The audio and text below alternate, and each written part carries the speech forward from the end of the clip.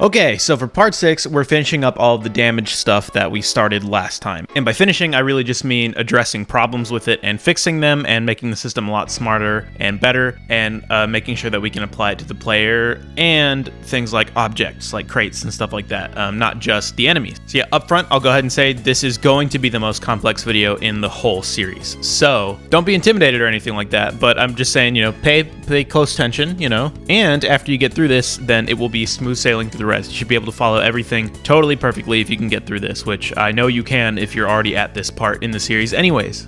As always, I go through it step by step, explain what everything's doing, so as long as you pay attention, you're good. And the nice thing about this damage system is it's pretty addable to any kind of action game at all, so this will be like really good knowledge to have. Okay, anyways, good luck. Oh, also, if you're watching the day this goes up, which is Thursday, October 27th, 2022, at 4 p.m. Eastern time today, I'm going to start a stream, which is sort of the finale event for this top-down shooter series. There are still more episodes to come out, but it'll basically function as like a cap on the series, so yeah, I just want to do some fun stuff with it and just hang out. The stream will hopefully go on for a while, so just check in anytime after that time if you're watching this today that it goes up. And otherwise, it should be a VOD on the channel, again, functioning as the final video on this series, so hopefully I get all that like working right. I've never streamed on YouTube before, so who knows, but anyways, enough about that. Good luck.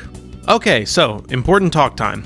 First of all, be happy you got some working enemies. That's great. We now have something extremely close to a functioning video game that you can play and have fun with and do things in. That's worth a pat on the back. But now that we've implemented a basic version of the damage in this game, we need to kind of go back over that and see what some of its issues are, look at it with a little bit more of a magnifying glass, and see why it's really not optimal. And I don't necessarily mean that in terms of programming efficiency. In fact, the version that we have right now is very, very lightweight and very simple. But because it's so simple, it's not super intelligent, and in certain scenarios, it might give us undesirable effects. So first of all, I went back in my room and I went ahead and I removed all the zombie enemies just so the regular enemies would stand still so I could show this off. Let's run the game and test it. We already saw this happening where with the shotgun style weapon, you see that, first of all, you see that a lot of the bullets aren't hitting, but also if you watch the health, you see how it ticks down. Instead of immediately dropping down to where it's supposed to be, it really quickly ticks down like that. And basically what's happening is one issue that's causing both of these problems. So let's talk about it. Now, by the way, I'm just going to go ahead and say that this will vary from person to person, but I would wager that this is probably going to be the most complicated part of the programming that we're going to do in this series, is making a better damage system and a smarter damage system. It's really not going to be that complicated. I'll do what I always do, and I'll walk you through it every single step of the way and explain what everything does. And I'm sure if you've gotten to this part, you absolutely are capable of following through with this. I'm probably making it sound worse than it's going to be, but basically all I'm asking is that just for this point onwards in this video, the damage video, just follow along really closely and pay attention. If you've been kind of marathoning these tutorials and these videos, then definitely recharge for a second, pause the video, take a break, have some water, stand up, do some stretches, walk around your room a little bit, get your brain refreshed. Yeah, totally feel free to take a break and come back like tomorrow, another day, because years ago, whenever I was learning all this stuff, and I would binge watch tutorial videos and stuff like that, and a lot of times I would just copy what I was seeing while my brain was fried, and then the next day I totally would have forgotten a lot of the stuff that I did or why any of it even works, right? So anyways, like I said, this part's not going to be too bad, but just having fresh eyes, having a fresh brain could be useful for you. Okay, so now that that's out of the way, we're talking about the issue that we have with our shotgun where certain bullets weirdly weren't hitting and the health was ticking down instead of going in a chunk, and how that stems from the same exact issue. So let's go into our enemy parent and talk about this receiving damage code. So very simple. We walked through this step by step. It makes sense. It says if we're running into a damage object, then we return the ID with instance place of the damage object that we're running into, and then we take information from that damage object. Well, for instance, something like our shotgun that has multiple shots, or any weapon that would have multiple shots coming out at once, or any scenario where the enemy would be hit by multiple damage objects at the same time, instance place only returns a single ID. It only returns the instance ID of a single instance of the damage object. So the reason that the health was ticking down really fast, instead of just a big chunk going away, is because this is only returning one ID. So say we have our 7% projectile objects, our 7 shotgun bullets, and they're all touching that little cube of an enemy. On one frame, one of those 7, probably the first one that spawned, but the point is just pretty much a random one of those 7, will get its instance returned, the enemy will take damage from it, and it will tell that object to destroy itself. So that all happens on one frame, and then we go to the next frame of the game.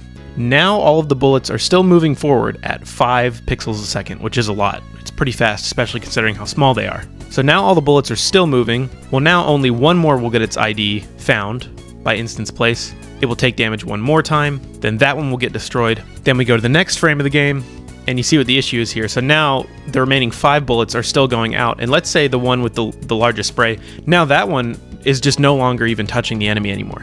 It did touch the enemy at one point, but because our damage is sort of cycling through each one, to take damage from 7 different objects, it would take 7 different game frames to do that. That's why the health ticks down super fast instead of just going away, and that's why some bullets miss. It's because they're actually hitting, but by the time that this code has kind of like come around to check for them, one of those bullets over the course of 7 frames will have moved 35 pixels. And our enemy is only a 16 by 16 pixel size enemy, which basically just means they're missing their opportunity to hit the enemy because the enemy is only checking for 1 at a time.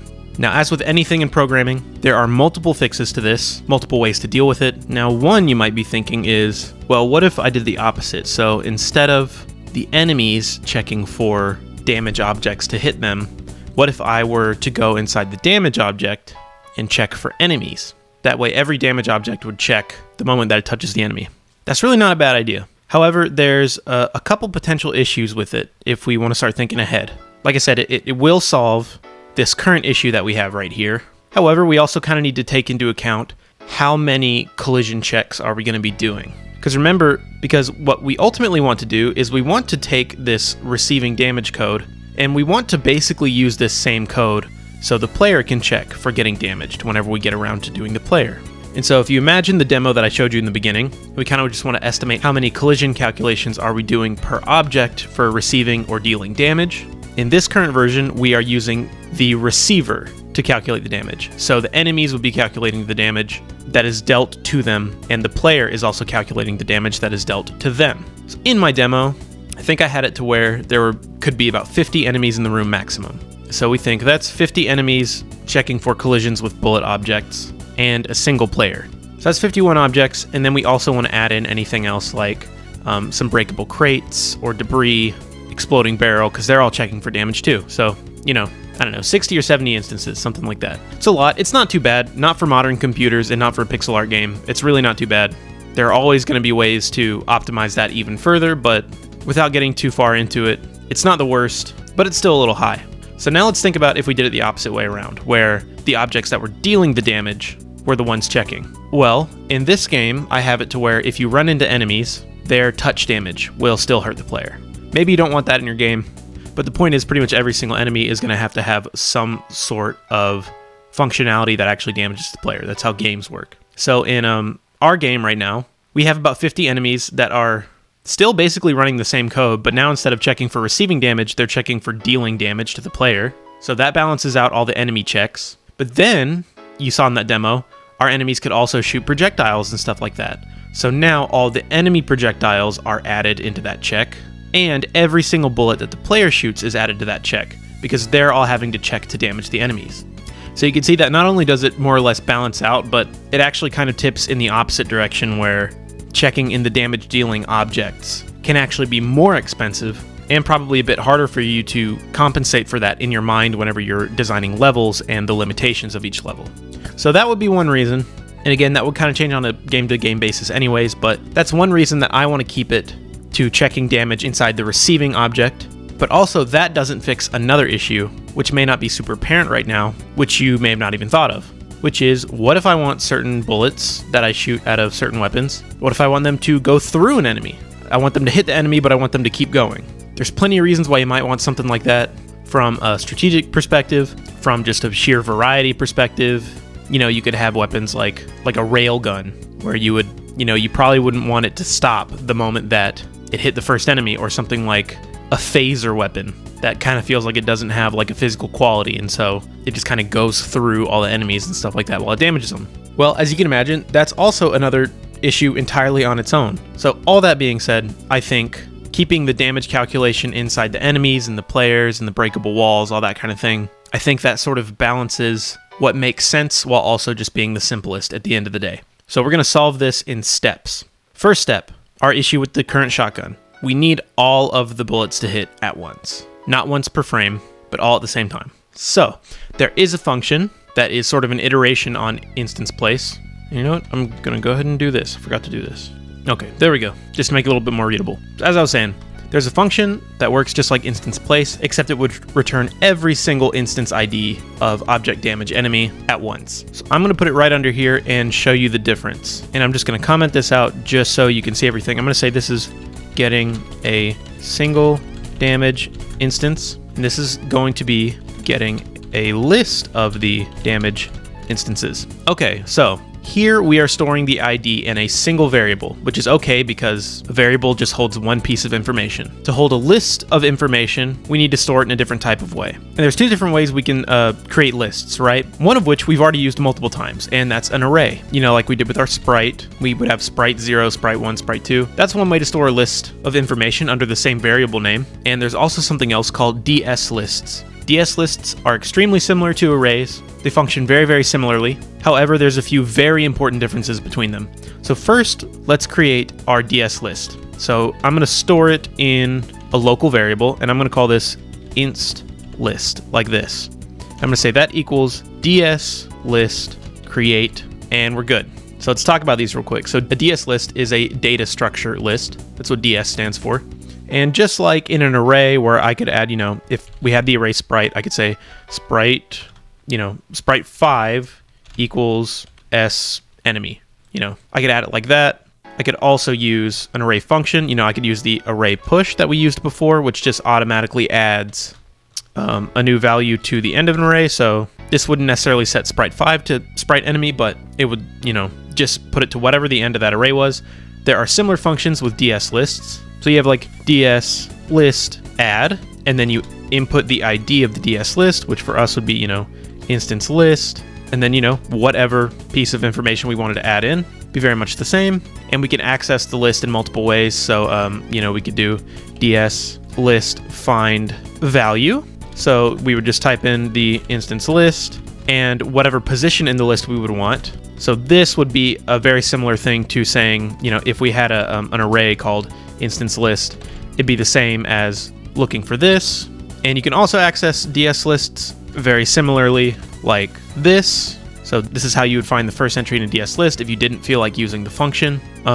So I'm just kind of showing you the basics of it right now. You don't have to do any of this at the moment, but basically what I'm saying is, yes, they are extremely similar to arrays, so you don't have to change your thinking too much about them. But there's a couple key differences. First of all, DS lists in GameMaker have historically been a lot more flexible. They've had a lot more functions. GameMaker only added things like the function array push or array pop or any of those things in GameMaker 2.3, which I suppose was about a year ago now, maybe a little bit somewhere around there. I could be wrong about that, but that was very recent where a bunch of support functions were added for arrays. But it used to not be like that. It used to basically just be anytime you would need to do something with an array, you would have to come up with a bunch of clever stuff yourself, and it could make them a lot more difficult to deal with than data structure lists. Like I said, nowadays they're pretty similar. They pretty much have all the same functionalities, more or less. So generally, I like to use arrays instead of DS lists, because the other thing about DS lists is when you create data structures, they actually take up their own memory to store information. And basically what that means is if you were to create a ton of data structures, because there's more than just one type, there's the DS list, there's DS maps, DS grids, there's multiple different types. If you're constantly creating things that are taking up memory, eventually it can slow down and crash your game. So yeah, the point is you need to be a lot more careful whenever you deal with data structures as opposed to arrays, which again is another reason that I tend to use arrays whenever I can over DS lists. But all data structures come with their own functions that help you free that memory up again.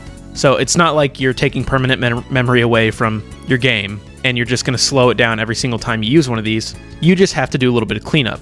So for example, we've created a DS list here, and that means at some point we're going to need to do DS list destroy, and we're going to need to input the ID that we stored it in. So obviously this line of code creates a DS list and then it destroys it, so this won't accomplish literally anything. However, if we didn't have this line and we just created this, we could eventually create a memory leak, especially if we're creating a list every single frame that an enemy has come in contact with a bullet object. Create a memory leak, slow your game down massively, eventually crash it. But if I were to do this, nothing would change because we are taking away that memory, but then we're freeing it up instantly. So why are we talking about DS lists if I tend to like arrays better? Well, it's because certain functions in GameMaker can return lists for us, and they return them as DS lists. So let's talk about that function that I mentioned 200 years ago. That was very similar to instance place, but it returns all the IDs that are coming in contact with the enemy. And that is called, very simply, instance place list. Easy peasy. And you notice with this one, we have a couple extra arguments down here. And you also notice that I haven't set it equal to a variable. Like I didn't set _inst list to this. And let's talk about that real quick. So first, it's just exactly the same as instance place. We're checking for a location, which is just our X and Y coordinate, and we're checking for a certain object, which is the object damage enemy. Now our next argument is where we put the list that we want to copy this information to. So we put this in inst list like this. And there's two reasons that it's included in the function like this instead of, us setting it like this. First of all, and this probably isn't necessarily a reason they did this, but first of all, it's a good thing because it makes you responsible for creating the list manually and deleting it manually. So that way you're very aware of what you're doing and you're not accidentally creating a ton of DS lists. And that way this function itself is not actually creating a DS list. Because if you just happen to use this in the wrong place, then it could massively slow your game down immediately. This thing is cleaning up itself. So that's why we have to copy it to another list that we already have.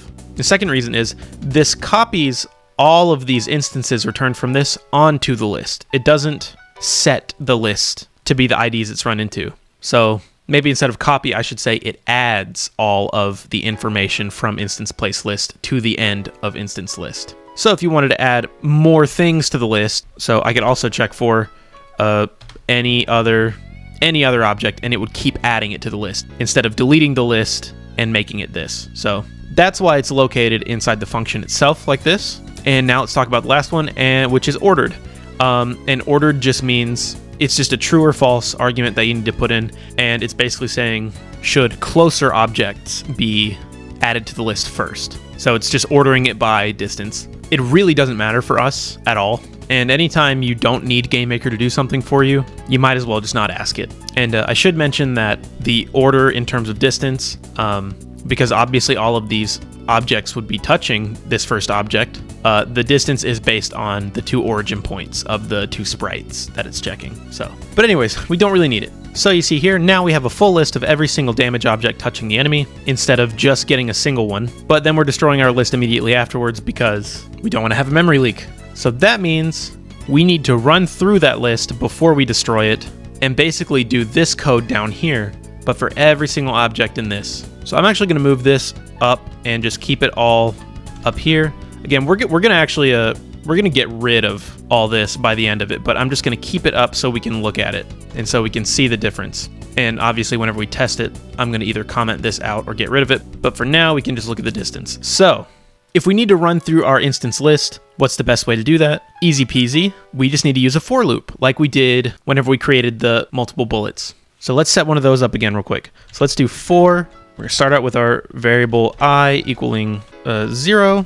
Now we don't want to check outside of our list and we don't want to run a for loop too many times. So we need to make sure as long as I is less than the size of our list, then we can keep doing the for loop. And luckily for us, there's an easy way to do that. So let's go right above our for loop and get the size of our list.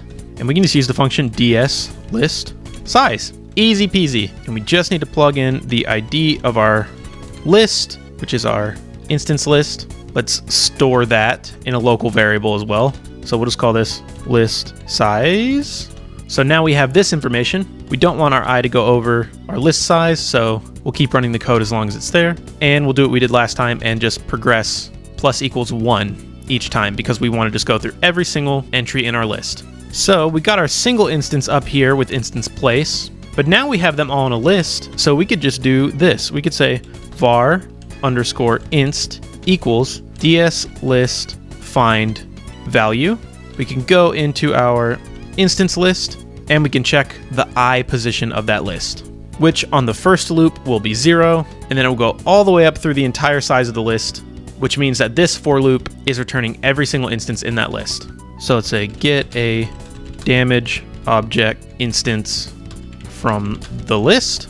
And now we can essentially just do the exact same code that we have up here because we've set it in the same variable, and we can just do all this stuff. So we can say take damage from specific instance. That would be our health minus this specific instance's damage variable, and tell the damage instance to destroy itself. Do that the same way we did before. Okay, and now that we have all this, we don't need this upper code in here anymore. I'm just gonna totally and completely get rid of it. Again, in case you're nervous, you can either use the trick that I showed you earlier with commenting out code, or just get rid of it. But you do need to get rid of it, otherwise we're gonna have an issue. I was just keeping it up so that way we would have something to compare it to. But now we have this, and this is all we need. So we're creating a DS list that's ready to be written to.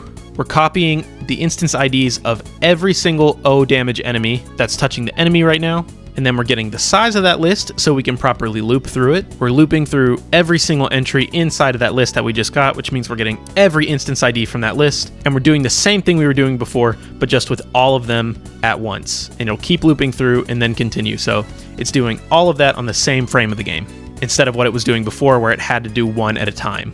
And then lastly, very important, free memory by destroying the DS list. Very important. So that's about it. I'm gonna maybe put these two together, type this out and say create DS list and copy instances to it, loop through the list. I'm just gonna tab all this out like I normally do. This makes it more readable for me. You do whatever's better for you, but anyways, so hopefully you followed through all right, checked everything, make sure we don't have any little discrepancies here, and let's test it out. So here we go. Look at that, it hit 5 out of the 7 all at once, and the only reason the other 2 missed is just because the spread is so high. So if I do that again, nice. If I were to do it just right on top, it should do 7 damage. Look at that, right down to 3, right on top, right down to 3, and yep, it just hit it with those 2. And look at that. You see that none of the bullets survived through that last hit because they all still hit. So awesome, and this should still work with our single shot weapons as well. Yep, look at that. Still working fine. So it's still doing the same exact thing, except obviously when it's only touching one bullet at a time, the list is just the size of 1, which makes this code pretty much identical to what we were doing before. So yeah, that was our first step into making a better damage system. It's already better, but this still can't do things like having those piercing attacks. Having a bullet that hits an enemy, but then can still continue to go through and hit other enemies while not damaging the first enemy every single frame that it's touching it.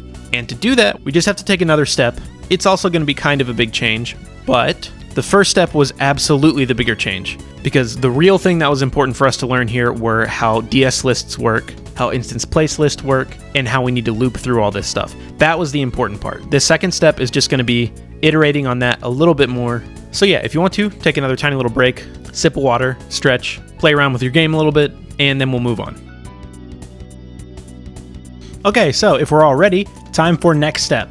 So now that we can retrieve lists of what damaging objects are actually running into our enemies, how do we need to handle bullets that don't get destroyed whenever they touch an enemy, but you only want them to be damaged once? Like I said, you could have things like railguns, phaser weapons, for example, something like a boomerang weapon, where maybe it just goes through a bunch of enemies and then just comes back. You don't want those bullet objects to just shred HP away from enemies because it'd be impossible to balance and it's just a little sloppy. Again, maybe you want something kind of like it, but this isn't really the best way to do it. So how do we keep track of either the number of enemies that the bullet has hit, or how do we keep track of how many unique damage objects have run into enemy? And the answer, once again, is lists. We can make a list in our enemy object, or any object that receives damage, that basically stores when a damage object has hit them, and it stores that damage object's ID, and we check that list of objects that have already damaged us against this list that we're getting every single frame of all the damage objects touching us. And then obviously we want to do something like dynamically remove IDs from that list whenever they are no longer touching us. Hopefully that was easy enough to follow, but you'll see what I mean now that we're going to start working on it. So we need a list that stores information for us and keeps that information. This list does not keep any information because we're creating it only whenever we're touching a damage object, and we're also destroying this list in the same exact frame. So after this point in code, this list is completely gone. All we're doing is just checking to make sure that we're running into multiple things at once here. So for the new list that we're going to make, this is actually going to be a list that we want to create in the create event, and then we only want to delete this list whenever the enemy object is destroyed or leaves the room or doesn't exist anymore in some way. And that's totally fine to do too. Like I said, lists take up a little bit of memory, but they only really become a problem whenever you do not destroy them and you make a bunch of them. Data structures are totally fine to have one in like a create event of an object, just as long as you remember to clean it up. So let's see what that looks like real quick. I'm gonna close this, back into our enemy parent, gonna open my create event, and I'm gonna say create the damage list. Like I said, this is going to be a data structure we keep for the entirety of a single instance of this object existing. So I'm going to call it damage list, and let's create our DS list here. So we now have a data structure list that we can reference in this object variable very easily. And before we want to do anything with it, let's talk about how we get rid of it. Well, very simple. We can go to our add events, and there's this little broom event called cleanup, and that's exactly what it does. It's a cleanup event. So this basically triggers whenever an instance of this object leaves the game. So if our enemy is destroyed, if we just go through a room transition, if we end the game for any reason at all, this event will trigger. And so that's where we would want to clean something up like our data structures we create. So let's just delete our damage list data structure to free memory. So we would just need to call DS list destroy and pass in damage list. Easy. Okay. So now we've created it and we've handled cleaning it up. So now we can just use this list wherever we want to. So we're all ready to go. So let's go back into our damage receival here. And so now where we kind of want to intercept our code that we currently have is right here, because now we only want to take damage and tell the bullet to get rid of itself only if this instance right here is a new one, is an instance that hasn't been stored in our damage list already. Now default, our damage list starts off empty, so it'll probably be a little bit easier to visualize once we actually do this code first. So I'm gonna squeeze these together and keep them in a little chunk right here, and I'm gonna tab them out because we're gonna add a check. So we're gonna say, check if this instance is already in the damage list. Or I could spell it right, damage list. There we go. So we're gonna put these in their own little code bracket. So what are we gonna check for? Well, there is a sibling function to dslist find value, and that is dslist find index. And this is cool. So before I fill it out, I'm just gonna go ahead and add our curly brackets here. So this is cool because it kind of does the opposite of what find value does. So for dslist find value, we enter in a number for the actual entry. So we're entering it for a position in our DS list, and then we're retrieving whatever that value is in that position of the list. This does the opposite, where we can look for a value and it will return to us what position in the list that value is. So you don't have to copy this down, I'm just showing you an example. So let's say that the 3 damage objects that are running into our enemy is a blue bullet, a yellow bullet, and a red bullet, like this. Except they're the specific instance IDs of these objects. So dslist find value of 1 would return object yellow bullet, and for dslist find index, we could type in yellow bullet, and that would return 1 because that's where it is. And what's cool about this function is if it cannot find an entry in our list that matches the thing that we're looking for. So if the list was only a blue bullet and a yellow bullet, and if I typed in find where object red bullet is in our list, well, it's not in the list, so it would actually just return a -1 for us, because it's basically just returning like, no, that object is not in the list. So we can use that very easily to our advantage. So let's do that. So like I said, we're checking if something's already in the damage list. So we need to check if dslist find index of our damage list, and we're checking for the instance of the damage object that we're looping through from our collision list. If that's equal to -1, then that means that this instance here has not calculated any damage for our enemy or whoever is taking the damage. So we can run this code in here. But not only that, we have to remember, this is very important, that we need to now add this instance to our list of things that have already damaged us. Because if we don't add it, then this is never going to return anything but -1. So now we need to say add the new damage instance to the damage list. We can do that with a very simple function called dslist add. and it does pretty much exactly what that array pop function does. It just adds a value to a DS list that we input to the very end of it. So great. This should give us identical results to what we had before. So let's just go ahead and run it and make sure everything's working fine. So yeah, this is working exactly how it was before. So we can't currently tell any differences. At least we know it's working. Again, if it's not, just go back, kind of carefully watch the last few minutes of this stuff. But if it is working for you, now we can test and make sure that it's really working, and we can tell the game not to destroy the bullets whenever they run into the enemy. So you can comment out this line right here, just for the moment, just so we can see that the bullets should now go through the enemy, but not do any more damage. Yep, look at that. Yep, it goes through and they don't do any extra damage. I suppose I should have showed this off first, so you don't have to copy this or anything, but so yeah, just commented all of this out. So this is the same exact code that we had before, and I'll get rid of this as well, and I'll show you what would normally happen if we didn't do this, but we had a bullet kind of like pierce through stuff. So you see how much damage that did? It did 1 damage, which it's supposed to do, but it did 1 damage for every single frame that it was touching, which means that, you know, it's just shredding the HP away.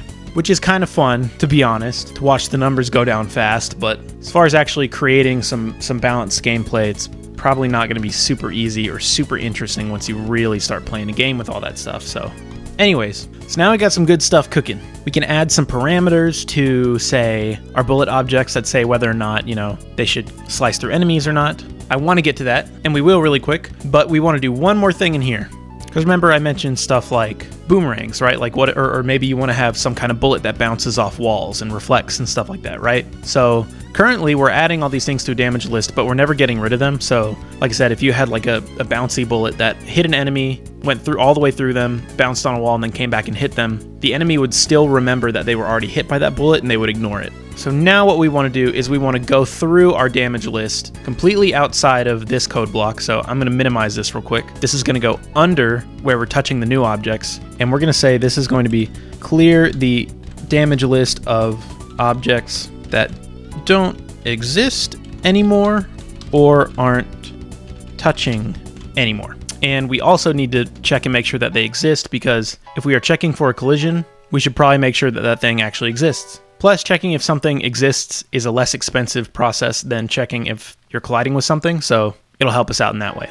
So anyways, let's set up another for loop, because we need to loop through this list just like we did with the other one. So for var I equals 0, and we want to say I is less than the size of our damage list, right? So again, we could set this in a local variable. So we can say var underscore damage list size equals ds list size of our damage list. So as long as I is less than the size of our list, then we can add to I and start looping through. So we can say if we're not touching the damage instance anymore, remove it from the list and set the loop back 1 position. I'll show you what that means in a second, but first let's get the the instance that we're actually looping through. So var inst is going to equal, say ds list find value, check our damage list, check the loop that we're on, which is I, and now we're just going to check for whether or not it exists and it's colliding. So we'll say first we're going to say if it doesn't exist, so we use an exclamation point to say not. So we'll say if not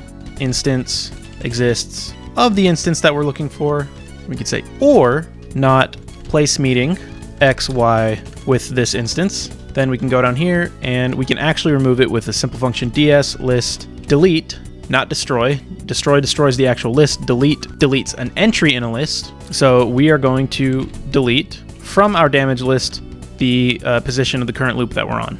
Easy. So like I said, first we're checking to see whether or not it even exists, because whenever GameMaker reads conditions like this, like an if statement, it checks them in the order that you put them in. So if I say if instance exists or if place meeting, if it already returns that this instance does not exist, then GameMaker is smart enough to know, like, okay, well, I don't even need to bother trying to run this code because this is already true, so it doesn't matter what anything else behind me is. So this is just a nice little optimization where we can cut out a little bit of collision checking, and then we delete the list from that position. Then we need to do 2 more things. I said, and we need to set the loop back 1 position. So first of all, we need to subtract 1 from our I value. Why is that? Well, if our damage list looked something like this with these 3 entries here, and if we were looping through it, so first we would say I equals 0, so we would check, okay, does the yellow bullet still exist, and are we still touching it? Let's say we are, so now our list moves on to 1 more position, and now I equals 1, and so we're checking damage list 1, we say, are we running into the blue bullet, or does it exist?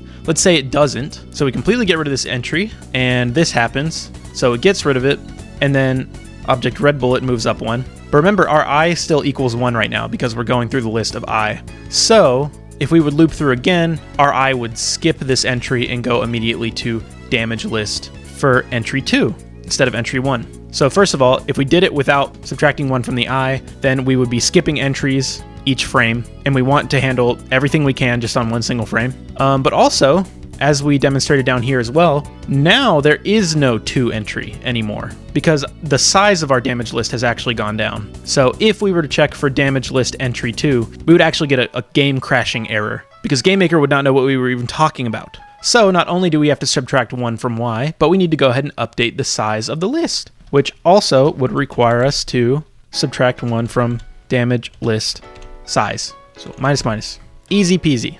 So let's just test it and make sure we're not getting any errors or anything like that, and all the damage is working fine. So looks like all this is working fine to me.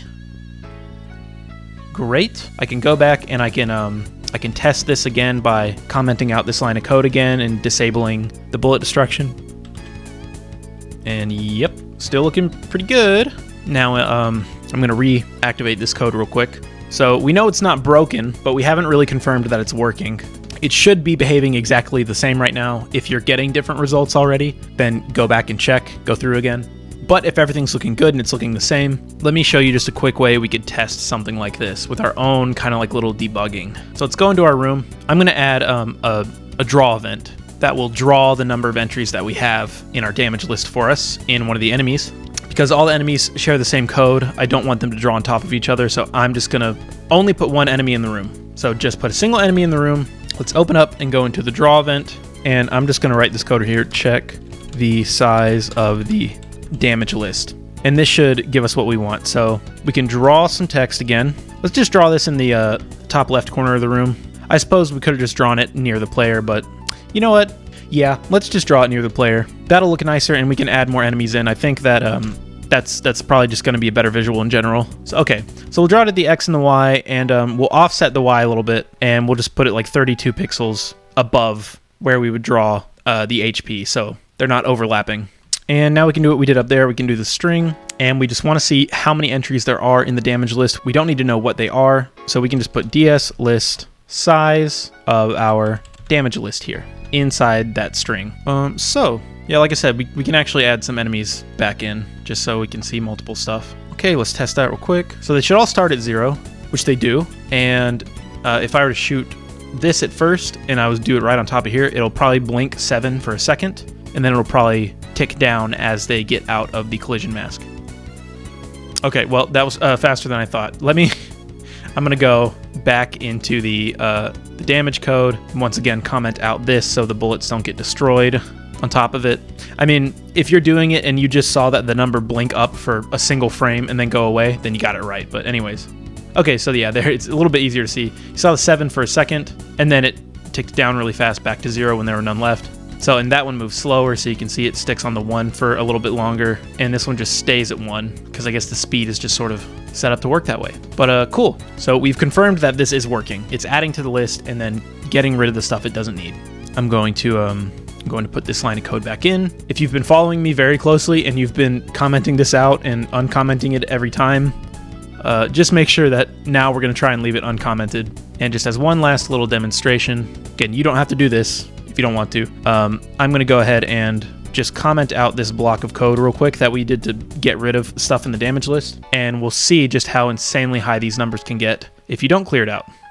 So yeah, look at that. I mean, they're just staying and it's going all the way to 10. So you can imagine an enemy that has a bunch of HP, like a boss or something like that, could have hundreds and hundreds of entries in that, and it's just not necessary. And like I said, that would get rid of any opportunity for any cool stuff like crazy bullet behaviors or crazy bullet patterns, like even one that just goes in a zigzag or a sine wave. So cool. Okay, so we are almost done with calculating damage in our objects. Almost, you say, but we have done so much code for it. Well, we haven't really compensated for this guy down here, because to turn on and off the weapon piercing type quality of the bullets, I've just been commenting and uncommenting this code. This seems more like something that we should have a variable inside of our damage objects that say whether or not they should do piercing damage. And that's what we're going to do. We're basically just going to be changing this line right here, but before we change it, let's go into our damage parent. So all damage objects will have this little variable here. And let's create a variable called hit confirm, and we'll set that equal to false. So instead of just directly manipulating the destroy variable whenever we use the enemy to tell the bullet that they've been hit, we're just going to tell the bullet that yes, you have impacted with something. And then the bullet can use that information to decide what it wants to do on a case-to-case basis. So let's go into our bullet objects. Let's go into the blue one since it's the parent of the other ones. Again, it's inheriting the code, so it now has that hit confirm variable. And we can go into this kind of clean up destroy section. And if we want to, we can go above destroy here and we can say hit destroy or hit confirm destroy. Let's be as specific as possible. So we could say if hit confirm is equal to true, then we can flag destroy as true as well, which means that on the same frame, it would be destroyed right here on this line. And you might be thinking, okay, why did we need to put this above destroy? We actually don't need to. We could put this anywhere in the step event here. Remember, the reason we put these below destroy is because we wanted to give everything else that can take damage a full cycle to receive the damage. So we don't want to destroy this the moment we touch a solid wall, because for example, like the breakable crates that I have in the little demo in the beginning here, those are children of object solid wall, so that way enemies and players can run into it and bullets can run into it, but they also receive damage like an enemy does, so they can be broken. So we want to make sure that whenever our bullet runs into a solid wall, it knows it needs to be destroyed, but it gives stuff like breakable solid walls or explosive barrels or something. It gives them time to actually get damaged by it. Whereas the hit confirm variable is only set to true whenever an enemy sets it to true, which means it's already done its job. It's already damaged the enemy and everything. So it can be destroyed the same frame that it receives this information. So yeah, if we go back into our enemy parent and go into our damage calculation section, this line right here, where it says tell the instance to destroy itself, if we just change this to setting the hit confirm to be true, then this will be accomplishing the exact same thing, especially as we have it now. So let's change this to tell the damage instance it has impacted. So again, like I said, if we tested this, it would run exactly the same. Go ahead and test it and just make sure it does and that you set everything up right. Yep. It's exactly how it's supposed to be. Cool. Now we can go back into our bullet object. And because hit confirm is based on whether or not we've hit something and damaged it, like some kind of entity, we can create a variable in our cleanup, and I'm going to call this enemy destroy. Enemy destroy. And we're going to set this in the create event of each and every bullet, and we're going to say, does this bullet need to be destroyed whenever it is hit by enemies? And I'm just going to put my blue one by default as false. We're going to say the blue bullet goes through enemies, which since the red and yellow bullet are children of the blue bullet, they'll automatically get it set to false as well. So we could go into them, and in the same way that we would manipulate other stuff like our maximum distance or the amount of damage that we do, I could say enemy destroy equals true for this one, which means that they would burst on impact with the enemy. So yeah, I'm just going to go ahead and set that in my red one and my yellow one. So I'll say enemy destroy equals true also for yellow. And now we need to actually check that. So let's go back into our parent bullet, which is the blue bullet, and we can add that as a check on this line. So we have to say if our hit confirm is true and our enemy destroy variable is true, then we'll actually destroy it. Otherwise, we'll just let it pass right through. So this should solve all of our issues here. So starting with red, it should destroy on the enemy. So yep, it does. The bullets actually stop here. Our blue goes through. Look at that. I can hit two enemies at once. Yeah. And then our yellow also stops. Great. Okay, this is how I have it set up in the demo. So this is the demo right here. And yeah, so anytime you make a new bullet object with its own behavior, that's just something you're going to want to set, just like the speed and the max distance and even the damage. You know, we haven't really messed with the damage much, but I mean, you know, all you'd have to do is just go into one of these and just change it to whatever you want. Just remember that obviously the first bullet object that you've made, anything you change in here will be the default for any of these. So anything that you want them to be different, you have to change. So if I changed the blue bullet to be 2 damage and I wanted these to be 1, then I would just have to change it to 1. But yeah, now the system is basically totally done. And all we have to do now is just figure out how to apply it to other objects in nice and tidy ways. We want to be able to apply this to the player, and we want to be able to apply it to, like I said, destructible environments, explosive barrels, things like that. And that is wonderfully easy. So let's do that for our last little thing that we're going to do for the damage-focused video.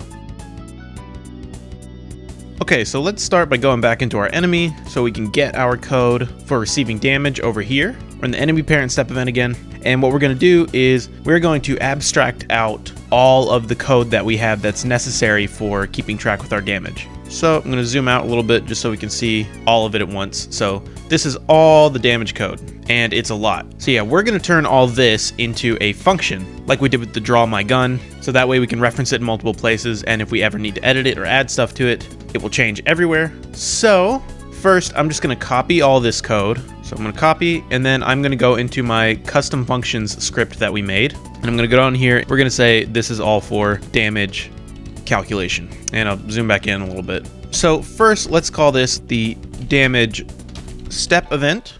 And I'm just going to call this function get damaged. And I'm going to close my parentheses so GameMaker knows that we're done making a function, and open up my curly brackets. And now I can just paste all that code that we had in here. And now zooming back out again, just so we can see everything. I'm just going to tab this out a little bit so we know that it's all in here. Okay, cool. So we now have all this damage receival code in one single function, which is good. And there's only 2 little things that we need to take note of. The first one is this. We are checking for a damaging object that damages our enemies. However, we want our player to be able to use this code and destructible objects, and we want anything that can be damaged and destroyed to run this code. Which means whenever we make an object damage player to damage the player, we need to be able to plug that in. So we can just add that as an argument up here. If you remember, we did that with our constructors, where we added in arguments that we could pass through the function, because constructors are also functions too. So let's put in a local variable here for our first argument, and we're going to call this damage object, like that. And so what we're going to do is whenever we call this function, we are going to plug in something like object damage enemy, or object damage parent, or object damage player, anything like that, and then that's what the object will be looking for. So let's just put this first argument here now in the place of these 2. You need to replace both of these right here, but those are the only 2 places that we're checking for our object. So now this code is fine. So real quick, let's show that off. Let's go back into our enemy parent. I'm going to get rid of this huge block of code, and now I'm just going to use our new function get damaged. And see down here, it's asking for our damage object. The damage object we are checking for is O damage enemy. So this should be the exact same code. So I run the game, test it. Looks like it is exactly the same as it was before. So great, now that means any object we can plug this into a step event and plug in whatever object we want to be checking for, and it will run the same code. Perfect. So now our player should be able to use it, but if we open up get damaged again by middle clicking on it, like I said, there's one more thing that we need to take note of, and that's this function requires certain variables to be set up in an object. So we need to have created a damage list for this function to work. The object calling this function needs to have HP for it to receive damage, otherwise it will crash. Just like if we don't have a damage list, it will crash. And that also means because the object that is calling this function needs to have a damage list, it also needs to clean up the damage list. Remember, that's a data structure, so just like we do in the enemy parent here, we need to be able to clean it up. So here's what I like to do. Step event is totally fine, it's done.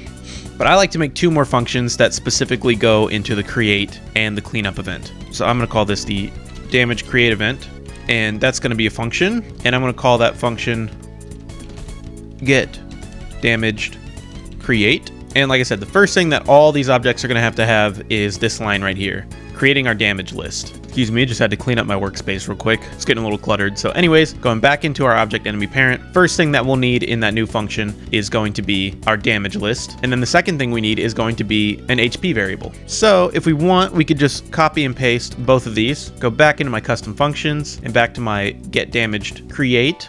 And I'm just going to put both of them in here. And now we don't necessarily want the HP of literally everything to be 10. So we can add that as an argument as well. So I'll call this an argument variable, just underscore HP. And we can set a default value of 10 if we want. So that way it starts off as 10 and it's only different if we type in something else. But anyways, we just need to set our HP equal to whatever that first argument is. And so now I could go into my object enemy parent. And instead of doing all this, just call get damage create. Like I said, I don't have to put in a number.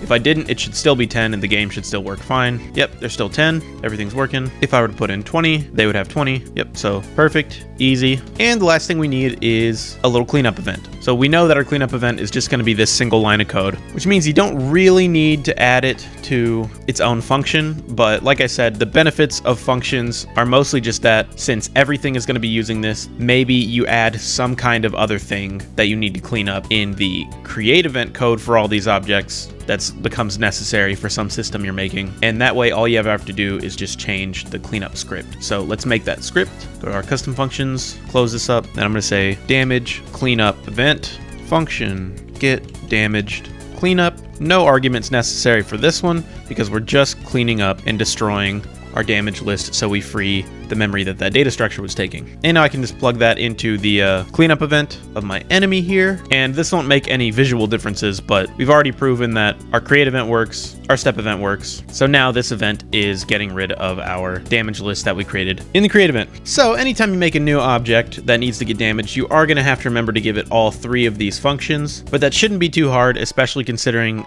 if you're going into your step event and you need to type in, okay, now I need to do my damage function, and you're typing in get damaged, you'll see that all three of these are going to come up, and you're going to be like, oh, right, I need to add all these back in as well. Plus, it's easy to remember too, because if I were to just run the game with only this code right here and didn't put either of these in, and I were to just put in object damage enemy here, the game would immediately crash whenever an enemy showed up because it couldn't find the damage list. So yeah, easy peasy. So let's go ahead and apply this to the player. So before we do anything, let's create an object that can damage the player. So create an object. This is going to be O damage player. Remember, we want this to be a child object of the object damage parent anyway. So let's open up our parents, go into the enemy section, and we'll go to O damage parent. So now it gets its default values, which is good. Cool, we got all that. And let's make just kind of a dummy object for our player to actually run into. I'm just gonna call this O damage player test. I'll also just go ahead and make a unique sprite for it, just so we can see it. So I'll say S damage player there, and I'll just make this a little red circle with a really crappy looking X through it. This doesn't really matter, just make sure that the collision mask is working. I'm gonna set my test object to that crappy little sprite I made. Now we wanna set its parent to be the object damage player, because anything that needs to damage the player needs to be a child object of that. And cool. And we can go ahead and add some code for, like, you know, we can say if this is touched the player, so I can just say if hit confirm is equal to true, then just destroy myself really quick. I've made this very simple, but you know, these are all principles that came from the bullet objects in the damage things. Hit confirm will be set to true by the player whenever it's checking for these objects and it runs into them, just like how the enemy sets it for the bullet objects. So none of this is new. It's just what we've been working on. So before I place any of those in the room now, we can plug our getting damage scripts into the player. So first of all, I'll just go to the top here and say, this is going to be the damage setup. So get damaged create event. And I'm going to say we'll give the player 20 HP because why not? The player needs to get damaged. So let's maybe put that after the player's movement. Well, whether or not you put it before is only a cycle's worth of difference visually. So it doesn't make much difference. So we can say get damaged, and we can do that by running the function get damaged. And our player is specifically going to be checking for object damage player, of course. So that's done. And now remember, we need to add our cleanup event and run get damaged cleanup. And that's it. So now all this should be working. I think the last thing I'm going to do is go into the draw event and do what we did with the enemies and just draw HP as a number over the player's head super easily. Do that the same exact way we did before. So draw text, and I'll just do it at the player's X position and player's Y position, and the string of our HP, which was set up in our create event here. So this is just a simple way of showing our HP again. And if I were to go into my room and add a bunch of these little damage test objects, what should happen is the player should run into them, their HP should go down 1 since all of their default damage value is set to 1, and they should disappear. So look at that. That is exactly what's happening. And because we're using the same code that the enemies were using, if we ran into a whole bunch at once. So I'm going to put, there's one right here. I'm just going to drag all these on top of each other. So that's 2, 3, 4, 5, 6, 7, and 8. So all 8 are in the same place. So if the player touches them at once, the player should immediately lose 8 health. Look at that. Easy peasy. It's working great. And there's actually a little quirk with this system when using it with the player. It's actually nothing major, and it can be fixed in multiple different ways, but I'm going to show it to you real quick, and then I'll explain why I didn't just go ahead and build in the solution around it. So we can just go ahead and do something cool, and we can open up our enemy parent, because this will be the best object to use this as an example. In my version of this game, in the demo version, enemies would do contact damage on the player, so they could touch the player with their bodies, and that would hurt the player. I don't know actually how common that is in twin-stick shooters, so first off, you'll just go ahead and see that this issue is mostly coming from a creative choice on my personal part, but let's make the enemies damage the player when they touch the player. So to do that, we would just need to open up the parents of our enemy parent, and it needs to become a child of object damage player. Simple as that. Now technically this is a damage object in addition to being an enemy, so it'll damage the player when it touches the player, but only after we actually inherit the create event. If I open up the parent event here, we need this damage variable specifically. We don't actually really need the hit confirm for this, since the enemy is not going to be destroyed on contact with the player, obviously, but having the damage variable is important. So anyways, that's all we did was add event inherited and made our enemy a child of object damage player. So now let's see what happens. So I touched the enemy, I took the bit of damage, and I don't, continuously take stream damage while I'm touching the enemy, which is mostly fine. Because you can see that this system is obviously mostly built for bullets and projectiles and actual attacks. So even if an enemy had like a physical attack, then it would probably just be a hitbox that you would spawn on top of the enemy over a certain part of an animation, right? But at the same time, it is kind of weird that if the player touched an enemy, it would get damaged once by the enemy and never again until the player wasn't touching the enemy anymore and then touched it again. Again, if you think about the demo that I showed you, how often is that really going to happen? Because again, multiple times there were a bunch of enemies on the screen. There were also enemy bullets flying around everywhere. If I were to stand on top of a single enemy, even after I got hit by them, that would still get me hit again, because one, the enemy would probably shoot me with a projectile. That would still damage me, and other enemies would be walking towards me. The enemy on top of me would still be trying to walk towards me, so it would be kind of shifting around a little bit, so it might even just kind of step off the enemy naturally while moving around. I probably wouldn't want to stay on top of the enemy because I can't even shoot it at the range that my weapons have, because I'm inside of its hitbox. I'm just barely getting one every now and then, so it's kind of weird. And technically this could happen with an enemy projectile as well, like if it hit the player, but that would be even less common because it would have to hit the player. The projectile would have to move at the exact same speed as the player, so this player could keep up with it and stay on top of the bullet the entire time. So that one's just really unlikely to happen anyways, like very, very unlikely. But again, this is still kind of a quirk that isn't great to have, especially when it comes to just standing on top of the enemy and just only being able to take damage whenever you stepped off and back on. So the reason I didn't just go ahead and build this into the player's code is because, one, I wanted to show you how easy it was to reuse the enemy's code. Before this video is over, we're going to use it again. I'm going to show you how to make destructible walls, which will be just as easy as adding the code to the player. In fact, probably a little bit easier, because we won't have to create a new damage object. So that's still useful. I just wanted to show you how easy that was. And we can still use that code for the player, because now is where creative decisions come in. First thing we have is a lot of games use invincibility frames. And I mean most games. Like, that's an extremely common mechanic. And that's when the player gets hit,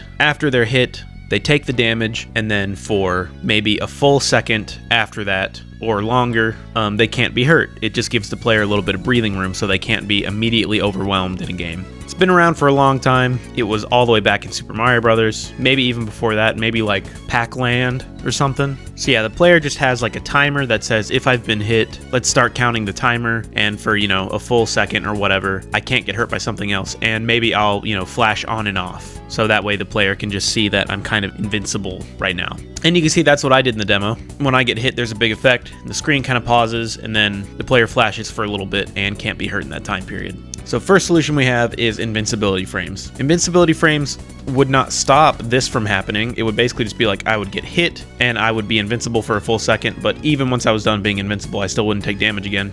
That's because if we want to do it that way, then we can actually dumb our code down a good bit. Funnily enough, we can actually use the second version of our damage code, which only took into account taking damage from multiple objects at once, but not from remembering which objects hit it. So before we had to do the damage list check in the damage list clearing, it was really just getting the instance list, looping through all of them and taking damage from all of them. And then in an invincibility frame setting, we wouldn't have to remember which ones had touched us already because we wouldn't be receiving damage from anything regardless in the next second or so. And by the time that second is over, we're just ready to take damage again. The player has had time to collect themselves and reposition and get themselves in a safer place. And luckily for us, it doesn't actually require us to undo any of the work that we've done. We can actually just add an optional argument into our get damaged event that checks whether or not, we should be doing all of this stuff and whether or not we're an object that uses iframes. So let's basically just make a variable that tells this function to just not do certain parts of it. So I'm just going to call this variable iframes, and this is just going to say whether or not this object uses iframes. And at default, I'm going to set false because we already have this in our enemy object. It's not going to use iframes. Breakable terrain is not going to use iframes. Only the player is, as far as I'm concerned right now. So at default, we can say it's false, but for the sake of our player, we're going to input true. So let's see where we need to use this as a check as well. So first of all, our damage list comes in here at this line, and this line is to ensure that a single object cannot damage another object multiple times if they've already touched each other. That's good for the enemies and all that, but when it comes to iframes, that is going to be completely unnecessary for our player, because our player is only going to take damage for a single frame, and then it's just going to turn off damage for like a second. So it doesn't really need to keep track of the list. So before we check for this, we can say if this new instance is not in our damage list, or we can just check if iframes is equal to true, then we run this code anyways as well. So if we're using an iframe system, then we can run this code down here where we take the damage, or if we're not using the iframe system, then we need to use the damage list system. And I explained this a little bit earlier where in GameMaker, if we check here and we first check for the iframe variable, if iframes is set to true in our second argument there, then we're not going to run this code at all. GameMaker will completely ignore this code because it doesn't need it anymore. It's saying, oh, okay, well, it's already true, so we can just go ahead and run the code in here. And so to that effect, we can also get rid of the other reference to this damage list here by checking as well. We can check for the opposite. So now we're just going to say if iframes is equal to false. So if we're not using the iframe system, then we can add the instance ID to our damage list, but otherwise we don't need to. So cool. And the only other time that we're referencing the damage list is when we're looping through it. And that's this big section right here. And once again, we can just make sure that we're only running this code if we're not using the iframe system. So if iframes is equal to false, then we can loop through the damage list, and great. So if we were to test this really quick just to make sure everything's still working, it won't make a difference because we haven't changed this variable and we don't have an actual iframe variable for our player yet. So it will look the same. The player will still take the single damage here, but we're just making sure that the enemies are still working perfectly fine, which they are. They're working exactly the same as they were before. So as long as that's working, we're ready to move on in our player object and add the iframes variable, which we can actually include in our damage create if we like. And we can do the same principle that we did with our iframes down here. And we can add an optional thing, and we can add iframes here. So default will say false, since most things aren't going to use this except the player. So we can add a thing here and say get the iframes. We can just say if iframes is equal to true, then we can set up some variables for our iframes. And we want two variables for this. We want our iframe timer, which is the timer that will count down, and we want our iframe number, which is how many iframes we get whenever we've been hit. And let's maybe just start it at 90 frames. So that's at 60 frames a second, that's a second and a half. I didn't actually check my other project, so I don't know how many frames I picked in that one. Actually, let me just check. Okay, yeah, intuition served me nicely. I picked 90 for the other project. Cool. So that's cool. But we can talk about something else that's cool. In our get damaged event, this iframe variable right here is actually completely circumventing any code that would run with the damage list at all. So if iframes is equal to true up here in this second argument for get damaged, GameMaker doesn't a single time even check for our damage list, which means that we actually don't even need it whenever we're using the iframes. So we can say if iframes is only equal to false, then we can create our damage list here. So cool, now we never even need to create a data structure to allocate memory away whenever we're using the player object, which also in turn means that in our cleanup event, we actually do not need if we're using iframes, because there is no damage list to destroy. So if we were to keep in the cleanup event, it would actually give us an error whenever the player was destroyed. So we can actually go ahead really quick, just pop back over to our player, into the cleanup event, and we can just get rid of that. And we actually don't even need this event anymore, so we can right click and delete the event. So cool. And now we actually just need to use our iframe timers in the step event to get what we want. Pardon me for zooming out a bit. Hopefully it stays readable for you, but I just kind of want to have this all on screen. So we need to set our iframe timer after we've taken damage. So that would be after this for loop, because we want to take damage from everything that's touching us first. And then we want to set up our timer. So we can do that easily by setting up a local variable right above our for loop. And we can call this hit confirm, because that's basically what we're doing again. We're just hit confirming for the player instead of the other objects down here. So we can first set it to being false right above here. And obviously anytime this little section of code is run right here with the HP subtracting the damage object's damage, that means that we've taken damage. So just right here, we can just go ahead and set hit confirm to be true. And then by the time we're done with this loop and we're down here, we know for a fact that we were hit. So we can say set iframes if we were hit. So first we want to check if we're actually using the iframe. So we say if iframes is equal to true, and we are checking to see if hit confirm is equal to true. We can set our iframes now, and to do that we want to set our iframe timer to be our iframe number. So our iframe timer becomes 90 in this case. Easy peasy. So now we just need to add one more check. We want to say, if we're using our iframe system, we only want to run basically this entire function if the iframe timer is not greater than 0. And we need to count the timer down. So we can do that really easily. So let's just go to the very top, and I'm just going to say special exit for iframe timer. And we're going to use a really handy keyword here in this little check. So let me show you. First, we just want to see if we're using our iframe system. So if iframes are true, and now we want to check if our built-in iframe timer is greater than 0, then we want to run this code in here. First thing that we want to do is subtract our iframe timer. So, start counting it down until it is back down to 0. And after that, we can just use this keyword exit. And what exit does is it basically terminates the code at this point. So if we're running our get damaged function and we are using the iframe system and the iframes are greater than 0, all it's going to do is start counting down that timer, and then otherwise it's just going to completely exit. It's not going to run anything below this. This works in normal step events and stuff too. You can use the exit keyword to cut off everything below it, as long as GameMaker reads the exit, which means that, GameMaker only is reading the exit. If these two conditions are true, then it reads inside these brackets and it says, okay, I need to stop from here. But if we're not using the iframe system, or if we are and our timer is ready, so it's set back to 0, then we don't run this code in here, and then we continue running. So it's a very easy way to just bypass all of this. Makes it very lightweight too. It means we're not doing any more calculations down here at all. So easy peasy, that should about do it. So let's just go back into our player, because we want to set our iframes to true in our get damaged in the step event. So open up our object player. We want to go to our create event, because we want to tell GameMaker, yeah, we would like to use our iframes. We need to go to the step event, and we need to tell it, yes, we want to use our iframes here instead of the damage list system. And once again,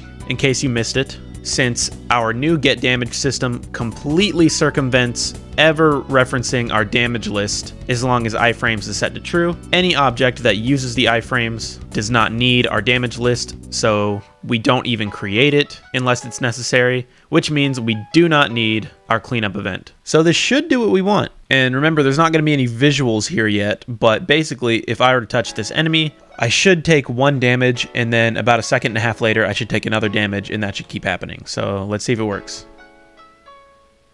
Yeah, look at that. Slowly counting down. So if we stay on top of the same damage object, we will keep taking damage, but it's a large enough window to where we would never take the damage, you know, more than once. It would never start stacking. And because we're still using our list thing, if I were to run into these, because remember this is 8 of these stacked on top of each other, I should take 8 damage. And look at that. So great, that's working now. Let's just make our lives a little bit better and do a quick little visual for our player here, huh? So let's just do the classic one where the player just keeps flipping on and off. So let's go back into our get damaged thingy here once again, and I'm just gonna minimize all this stuff because we don't need all that scary long code anymore. Just need this little section right here. So flashing on and off is gonna be pretty easy to do. There's 2 variables we could use for this. First of all, there's the visible variable, which is just a true or false flag in GameMaker. You can even see it over here if you look into your thing here. You know, you can check this on and off, and that will mean exactly what it says here. It'll still be processed, but it won't be drawn. So the draw event will just completely turn off is basically what this does. So we could flip the visible on and off. But like I said, what the visible does is it literally turns the entire draw event off. So if there's anything important happening in the draw event, like say, for example, you were doing something like drawing your health. You don't want your health to also cut on and off, you know? And maybe there's other stuff like that too. Maybe you're doing some kind of like light calculations in here that are still pretty important. So you don't want to just turn your draw event off. The other one would be manipulating the opacity or the alpha. And there is a built-in for that, and that's image alpha. And we can just flip image alpha off between 0 and 1, which is basically just on and off. And that will only affect things in the draw event that are actually using the image alpha variable. So draw self uses the image alpha variable, and for draw my weapon, we are using, for our alpha argument, we are just using 1 right now, which means that this wouldn't actually turn our weapon off since we're just inputting a solid opacity into here. And same with draw text. I'm pretty sure it's just assuming that we want it to draw at 1. So even if we changed the image alpha, this text would still draw. So yeah, like I said, our weapon will still draw if we're using it like this. So that might be good to have the weapon still up so that way you can see where the player's aiming better. But the player should be well aware of that with the mouse position or with a analog stick position. So if you want to, you can go ahead and change this also to be image alpha, since that's what we'll be manipulating. But yeah, let's move on to the actual code. So back into my get damaged event here. So cool. We're not gonna set this just to straight up 0. First way, just to show you how to just do a flicker, is going to be checking our image alpha. So we can first say if it's equal to 1, which means that, you know, it's visible, then we can change the image alpha to be 0, which cuts it off. And then we can do the opposite by using else. So we could say if image alpha is equal to 1, then set it to 0. Otherwise, so else, we can set image alpha to 1. Oops. We can set image alpha to 1. So it's going to happen here whenever we do this. This is going to flicker very fast. This is going to turn on and off once per frame. So I might not even show it because it might be a little rough to look at, and you don't really need to test it either. Basically, all this is going to do is every single frame turn it on or off. So it checks, it says, is the image alpha on? Okay, then turn it off. And then the next frame will come back around and it says, is our image alpha 1? Oh no, it's 0. Okay, so I'll make it 1, and then it'll do that. So that'll flicker very fast. It won't look great. So before we even test it, and unfortunately, I'm not the most educated on how photosensitivity works, to be completely honest. I doubt this would be an issue for anyone, but point is, we don't even really need to test it because I'll just show you how we can stop it from happening every single frame and have it happen after a certain set amount of frames. I definitely need to educate myself better on that, but I tend to just avoid flashy things in general. Like I said, this probably isn't too bad, but let's just go ahead and fix it. And we can use that with something we already have. We can use our iframe timer. Because we can do something like this. We can say if iframe timer mod 4 is equal to 0, then we can run this code. Now this is a cool little doodad we have here. So this is short for modulo, whatever you want to call it, modulo. And essentially what it is it's a counterpart to div. And div is obviously very similar to division. They're all related. So let's say our iframe timer is 62. 62 divided by 4 is something like 15 point something. Something around there. If we did iframe timer div 4, div finds the division between the two numbers, but it cuts out the remainder. So it cuts out the decimal point. So if the iframe timer was 62, 62 div 4 would just be 15, because div is only finding the amount of times 4 can go into this number. And then modulo is the opposite of div, where modulo divides 4 into our example of 62 as many times as possible, and then it only returns our remainder that we have after the fact. So essentially what it does is it just keeps subtracting 4 from this number until we can't subtract 4 anymore. So 62 mod 4 would just leave us with 2. Oh, just thinking about it that way, 62 divided by 4 is just 15.5. Okay, yeah, that's right. Oops. So if we're doing an iframe timer mod 4 and we're checking for it to equal 0, that basically just means if iframe timer is cleanly divisible by 4, there will be no remainder, and that means we can basically switch our alpha. And so that means that you could basically put any number in here, like 6, 8, whatever, 5. We might even keep it at 5. Basically, that just means every 5 frames, this code will run, because iframe timer will, start at 90, which of course, the first time we're running this code, we're running 89 because we subtracted 1. So, at 85, it will switch off because that's easily divisible by 5. At 80, it will switch on, 75 off, 70 on, etc., etc. So this should give us a nice blinking effect. And the one more thing that we want to do is we just want to make sure that as long as our iframe timer is equal to 0, or it's done, so less than or equal to 0, then we just want to make sure that our image alpha always equals 1 down here. So we'll just say this is make sure the iframe blinking stops. Because depending on whatever you set your iframe timer for and whatever you set this value for, this code could potentially terminate while the alpha is 0, which would mean that, once you get hit and you stop blinking, you would just be invisible. And if you want, you can go ahead and add this to the iframe check. So you could just say, only force this to happen if our iframes is true. Because you might want to manipulate this some other way, especially in like enemy objects and stuff like this. So we'll just do this for the player right now. So that should do it. Let's check really quick. Okay, so if I get hit, and yeah, look at that. Blinking like I should. And while I'm blinking, I'm not taking more damage. And when I stop blinking, yeah, look at that. Just keep getting damaged. Great! This is shaping up to be a real video game now. Now, before we move on to player death, I'm going to put that in the final video, the fun, polish, let's do cool things video.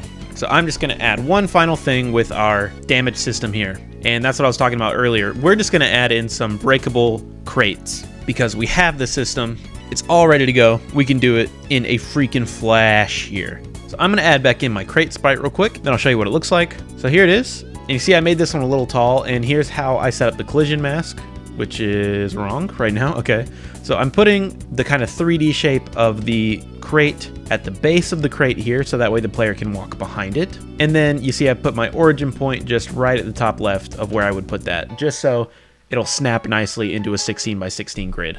So there's me crate sprite. Let's create the object. So I'm going to say this is object crate. I'm going to set the sprite here, and we want this to be an object wall, right? So I'm going to go in my parents, going to open that up. And this is going to be a solid wall. This is going to be the type of wall that the player and the enemies run into and that all the projectiles run into. So that's going to be my parent object. Easy peasy. Now I'm going to go into my events and scoot this back up here. My create event. And this object is going to take damage just like the enemies did. So let's say get damage create. I don't know. We'll say maybe these only have 5 HP.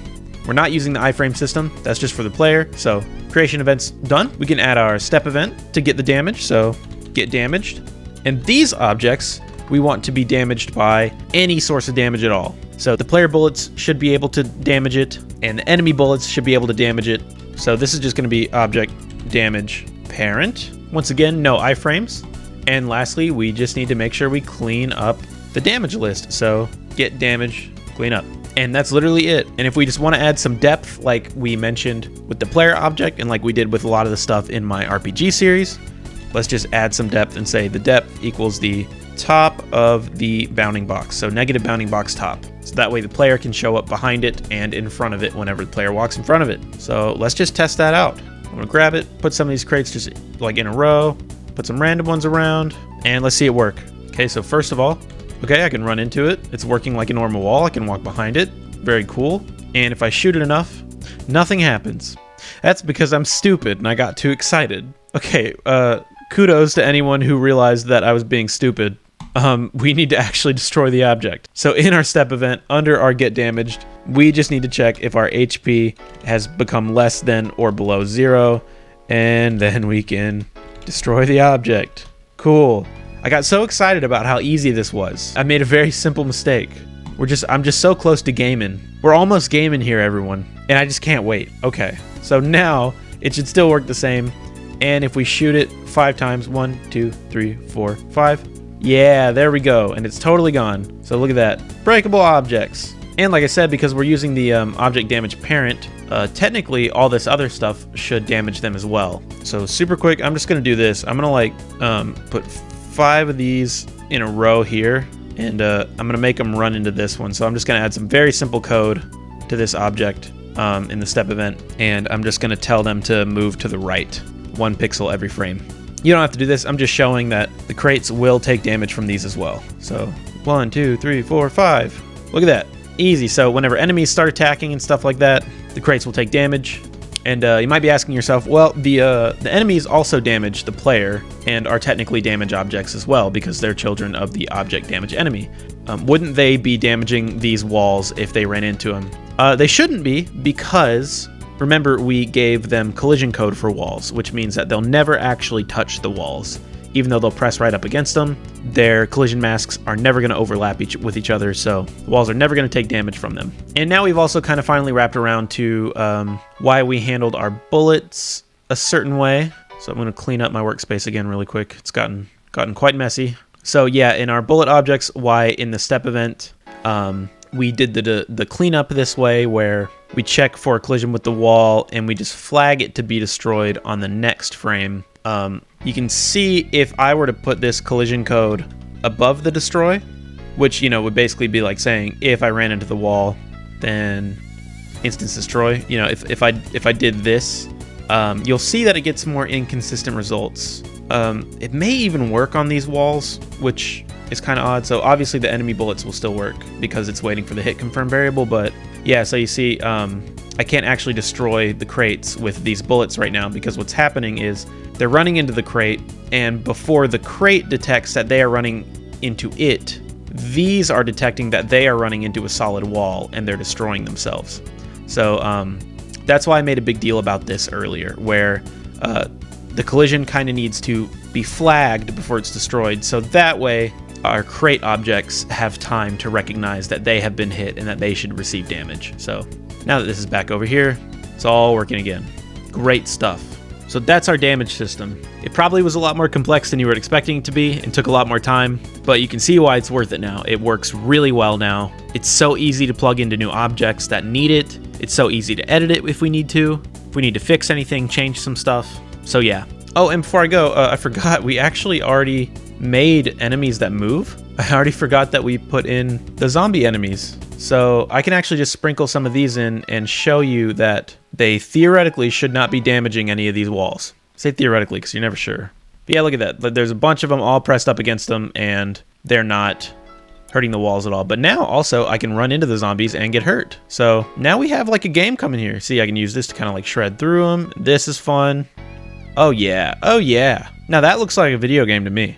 Okay. Awesome. Okay, so that was it for all of our damage stuff. I think maybe we tweak it once or twice for the rest of the thing, but I mean, we're just going in and changing 1 or 2 things every now and then. It's done, pretty much. That was the bulk of all the work. So yeah, good job. We still got lots left to do, but it should all be a lot easier. And before I cover any of that, I'm just gonna say, remember, if you're watching this day of, and also you're at the end of the video, there's a good chance I'm probably streaming like right now on this channel. So go check that out, and then you can see all the whatever stuff I decide to add to this top-down shooter project. You can see me kind of like work at my pace and make creative decisions in real time, all that stuff. And for the other 99.9% of the views on here, definitely watch that VOD whenever the series is done, because it certainly should be like a good cap on everything, I think. So yeah, check that out. But anyways, yeah, we got lots of stuff left to do. That's cool. We need to do cool stuff like have our enemies like pause and shoot their little projectiles and make them just immensely cooler right out the gate. There's a bunch of cool like VFX type stuff, or I guess I shouldn't say VFX, but just effects. So like screen pause and camera shaking and things like that we're going to cover. I still want to talk about tile sets and stuff a little bit. Probably isn't new to a lot of you, but you know, talking about the ways that we can use them with this game in particular. The player death is very important. Having a fail state in the game is super important, so we need to do that. Better looking HUD stuff, enemy spawners, all that kind of stuff. So yeah, all that should be very, very doable now that we have our damage stuff done. Like I said, this is definitely the hardest part of the series, if you ask me. So smooth sailing, smooth sailing. So remember to check out my games, wishlist or buy Starcross Starcade Special if it's out or if it's not out, and consider becoming a very cool patron person on my Patreon. You can show up on the left side of the video over there. If you want to be super special, or as I like to put it, a star gamer, you could follow in the footsteps of Nixionic, Red Dragon Redemption, Null, Joseph Sandlin, Midnight, Jerica Deloach, Mark, Ayogio, Homeless Bums Ahoy, Skelenthrax, Captain Ludwig, and Christian Donovan. Again, only if you wanted to be a star gamer. I understand the responsibility is a bit much for some people, so any support is appreciated, even you just watching this dang little video here. So anyways, thank you guys so much. Remember to stretch, remember to water yourself, and also eat candy. Okay, bye-bye.